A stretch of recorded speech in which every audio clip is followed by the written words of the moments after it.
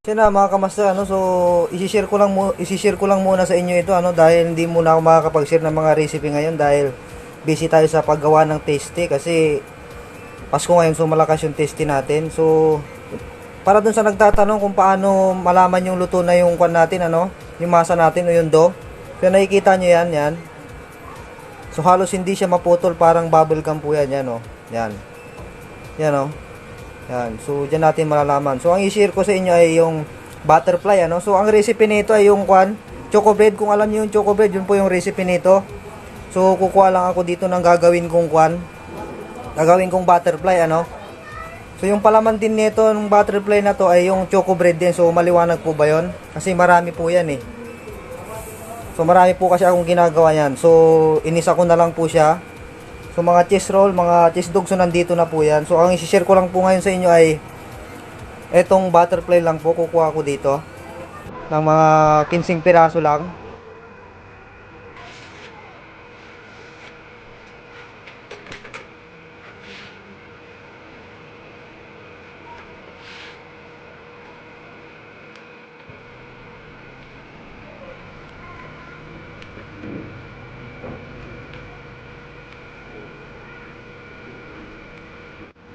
So ito na po so nakaputol na ako ng 15 piraso So kung tatanungin niyo kung ilang grams ito, 50 grams lang ito kasi yung choco bread ay 60 grams yun. So ito 50 grams kasi nga may toppings pa to na yung sugar powder saka gatas, kaya medyo bawasan natin ng grams. 50 grams po ito. Ito na po yung butterfly natin So uulitin ko dito, ang gagamitin nating palaman ay parehas lang po ito nung palaman ng choco bread. So maliwanag po ba 'yon? At ito naman yung doon natin yung masa natin, parehas din po ito nung choco bread natin. So maliwanag ba 'yon? Ngayon uulitin ko kung paano niyo malaman kung luto na ba sa pag mamakina yung masa nyo. So ganyan lang yan. So nakikita nyo naman parang bubble gum yan. So kapag ganyan kalambot at ganyan din kalambot din yung pagmamasa nyo, ay mabilis lang siyang umalsa. So palamanan na natin ito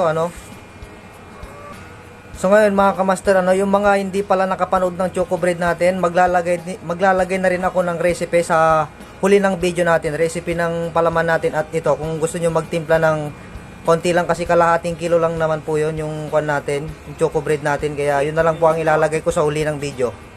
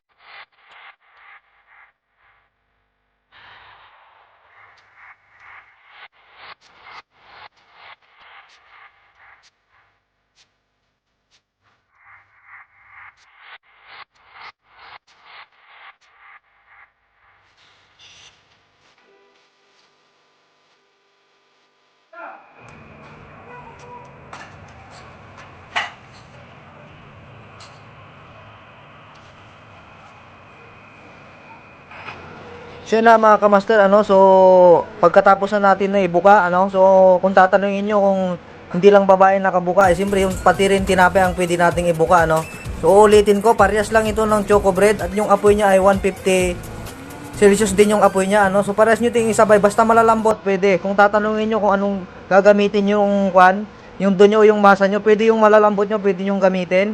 So paalisain muna natin ito. Ito na po yung pinalsa nating butterfly. So, pwede na po natin itong isalang. Isabay na po natin ang pagsalang sa mga malalambot natin,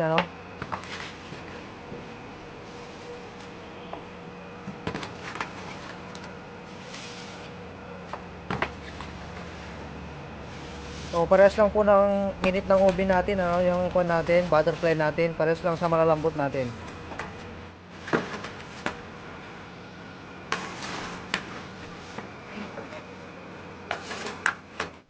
Ito na po yung butterfly natin, So, habang pinapalamig po natin ito, timplahin natin yung toppings niya. So, yung toppings po nito ay napakadali lang. So, panoorin nyo na lang po. Ito na po yung toppings natin sa butterfly natin. Ano, so napakasimple lang po itong gawin. Ang kailangan lang po natin ay sugar powder, saka konting margarine lang po at saka gatas. So bala na po kayong magtansya. So okay lang naman po sumobra dahil magagamit pa po natin ito sa susunod. So panoorin nyo na lang po at ganoon lang po kasimple.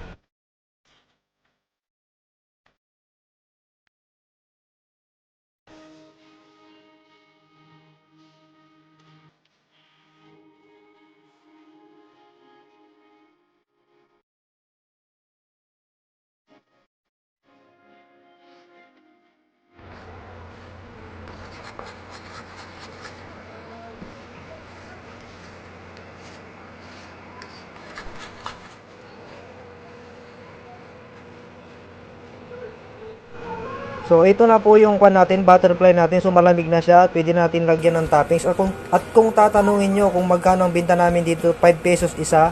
At kung maglalagay kayo nito, kailangan manipis lang kasi sobrang tamis nito. Kasing tamis ng tunay na nagmamahal sa'yo. So lagyan na natin yan.